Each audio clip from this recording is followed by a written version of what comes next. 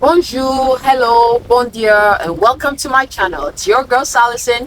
So last week I spent time explaining how to save 1 month salary in 5 months and gave a useful tip to say make sure that at the end of one full year of working you have at least 2 months salaries to show for it. Now the objective is to make sure that you create that security or that safety net and to have a little capital for future investment. As you can see, this week I changed my scenery, so I didn't take the video on my terrace. I'm at a place called Rivière. It's in Port-Gentil. It's not really an island, but you take a 30 minutes boat trip and then you get here and the scenery is perfect. It's the rainy season in Port-Gentil, but we have sand, so we are blessed. We've got to enjoy it.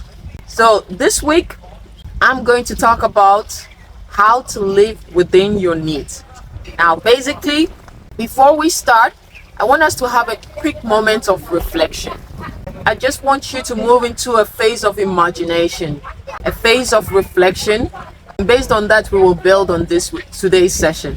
Now imagine, you can either close your eyes or since it's in English, for those reading in French, just follow me through with this reflection.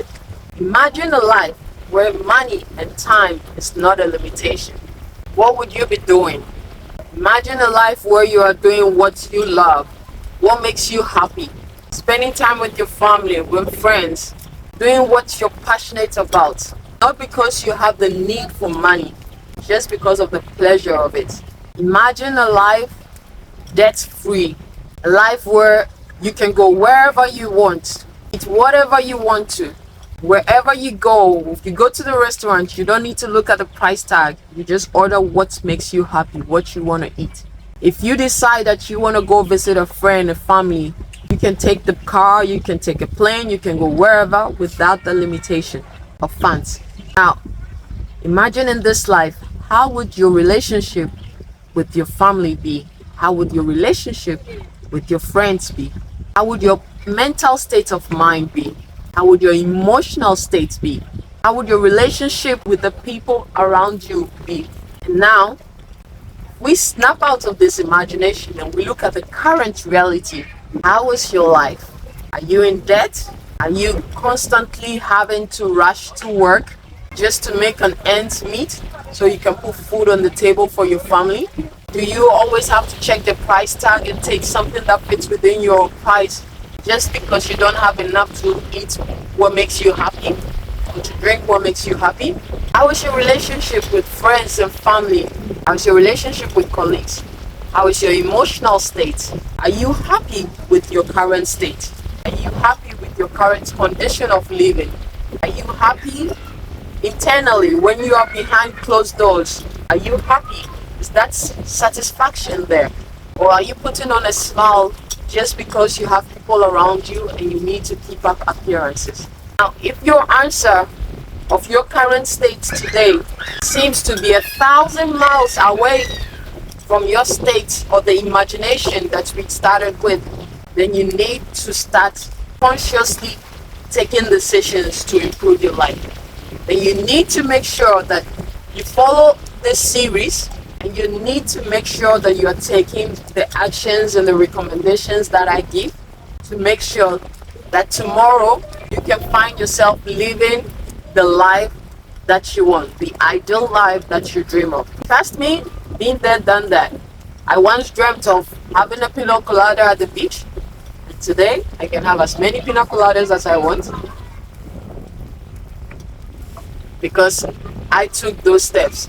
I made those sacrifices some years back, and now I get to live within my means and within my needs. And I still take those conscious decisions because I could also decide to take my pina colada to Rivière or take a private jet to America or to the Bahamas and take pina colada. The question is that within my means?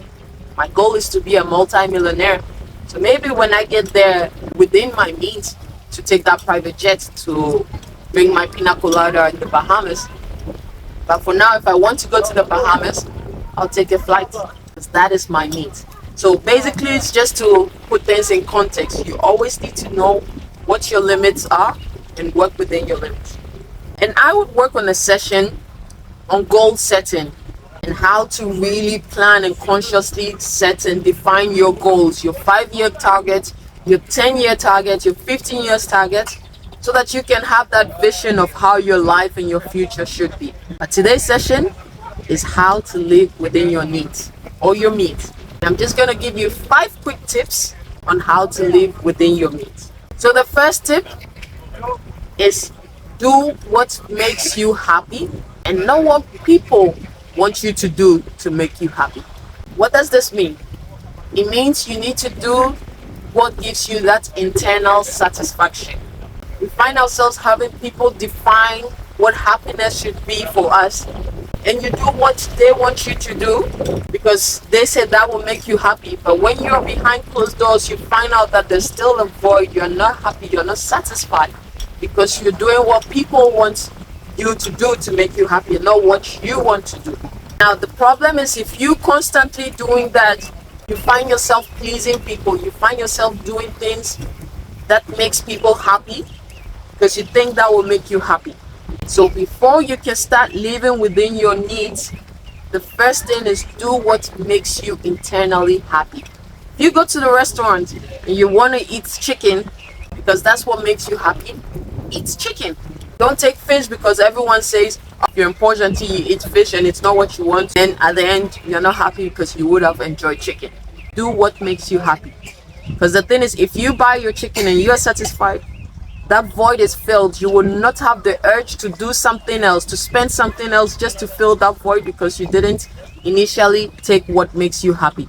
So just to recap that, do what makes you happy, because you create a void when you try to do what makes other people happy around you, and you constantly spend till you feed that void. But if you do what makes you happy the first time round, you have no need to live out of your means to fill a void.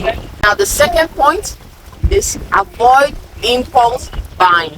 Before you step out of the house to go shopping for food, to go shopping for clothes, to go out with friends, to spend time with the family, make sure that you have a cap of what your spend is for that day.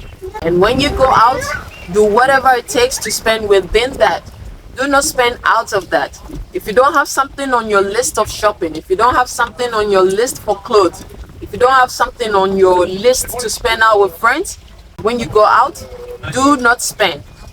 Just make sure that when you hit that cap, you say, that's it for today, that's it for this week, we save for the next week. When you start to consciously do that, you will find yourself spending within your needs, because you are consciously spending and not living on impulse. Because one of the biggest mistakes we make is living on impulse. Oh, let me get this. Oh, it's a sale, it's 50% discount. I get it now because it's gonna be more expensive. Trust me, the sale is sometimes just come to get you to spend out of your means. So you have to make sure that you spend what you plan. Now, if you plan something and it's on sale, then it's a win, because then you're spending within your means, half the price. The third point is make sure you are constantly grateful. People who are not grateful, people who are not content with what they have and where they are, what they've got, people who find themselves constantly trying to fill a void. It's just like, doing what makes you happy. If you are grateful, if you are satisfied, if you have that contentment, you will not need to spend out of your means, because you're already content with what you've got. And you will make that conscious effort to stay within your budget, to stay within your spend, till your means increases, and then you can upgrade your standard of living. Now the fourth point is we need to stop keeping up appearances. We find ourselves creating a social status for us which does not reflect our reality. Buying all the luxury goods, wearing all the fancy clothes, and most of the time you do this without having the means. Try to make sure that you create a social status that reflects your reality. If your net worth, if your standard of living is a middle class, there's no need to show up as a high class person. Then the middle class, work, save, and aspire to be a high class If you're a low income earner, no need to live like a middle income earner. Aspire to be a middle income earner. Do what it takes. Work, save till you get to that status.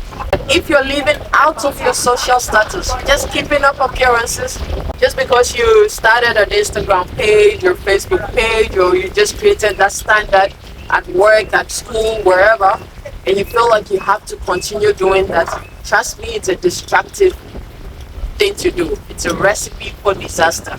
Live within your means, have that vision of how tomorrow should be, and tomorrow you will get there. And when you get there, it would be your status, You'll not be keeping up appearances because it is your reality. And the fifth and last point, do not borrow to keep up your social status. Because if you already create that standard, first, you need to stop. Second is, if you're finding it difficult to stop, make sure you don't put yourself in debt doing that. Do not borrow to keep up appearances. Do not borrow to keep a social status.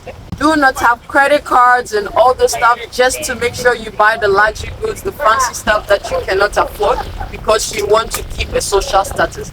That is a recipe for disaster. That is destructive, and that is just you digging a pit for yourself.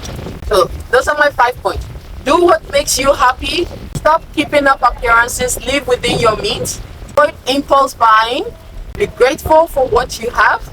Do not borrow to keep up appearances. Avoid creating a social status that does not reflect the reality. So that's all for this week. I hope these 5 tips were useful and can help you to live within your means. Now remember, when we did the 50-20-20-10, your means is 50% of your budget. So make sure that when your salary comes in, when you get your money, whatever your source of income is, when you pay yourself first with your 20%, you have the 50% for your needs and your 20% for your wants, which gives you a 70% budget. Make sure that you stick within this 70%. So your means is 70% on the 50-20-20-10. It's a big budget. Make sure you spend within those means by following the 5 tips that I just gave. Do what makes you happy. Be grateful with what you have. Avoid keeping up appearances. Do not create a social status that does not reflect your reality. Avoid impulse buying. Do not borrow to keep up appearances. Make sure that you spend within the 70%. And by doing that, you would be on your journey to financial security. You will be on your journey to financial autonomy. You will be on your journey to living that ideal dream life that we started with on this reflective mode. Make sure you spend some time to reflect again and to dream and have that vision of how your ideal life is gonna be, and that is gonna help you take the steps today towards your dream or your vision of the ideal life. All right, so that's all for this week. So next week I'm going to talk about your 10%, which is for giving. Why it is important to be generous. How you open up blessings for yourselves, financial blessings, when you are generous. That's all for this week. I hope this week's training has been useful. If you like to continue this journey with me, then stay tuned for the videos to come. And please share with your friends, share with people that this is gonna help. Don't forget to like, follow, and subscribe.